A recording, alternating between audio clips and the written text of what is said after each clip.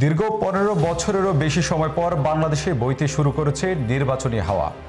২০২৬-এর ফেব্রুয়ারিতে অনুষ্ঠিত হতে পারে দেশের ত্রয়োদশ জাতীয় সংসদ নির্বাচন।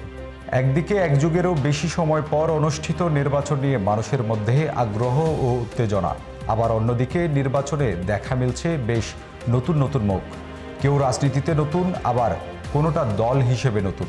এই পরিচিত আর অপরিচিতের হিসাব নিকাশ মেলাতে আগামী নির্বাচন নিয়ে জরিপ চালিয়েছে বাংলাদেশ ইউথ লিডারশিপ সেন্টার নামের একটি সংগঠন। ইউথ ম্যাটার্স সার্ভে ২০২৫ শীর্ষক একটি প্রতিবেদন প্রকাশ করেছে সংগঠনটি।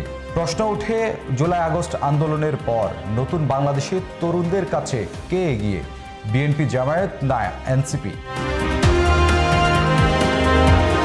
হিসেব কষতে মাঠ পর্যায়ে জরিপে দেশের ৮টি বিভাগের ১৮ থেকে ৩৫ বছর বয়সী ২৫০০ তরুণের মতামত অন্তর্ভুক্ত করা হয়। এতে দেখা যায় দেশের তরুণদের ১৯.৬% আগামী নির্বাচনে বিএনপিকে ভোট দেবে, ১৬.৯% জামায়াতে ইসলামী এবং ৩.৬% এনসিপিকে সমর্থন করছে।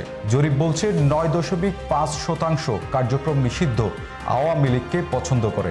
জরিপে আরও দেখা যায় ৩০% তরুণ এখনও সিদ্ধান্তহীন। তবে এই জরিপই কি ঠিক করতে পারে আগামী সংসদ নির্বাচনে কে বসবেন ক্ষমতায়?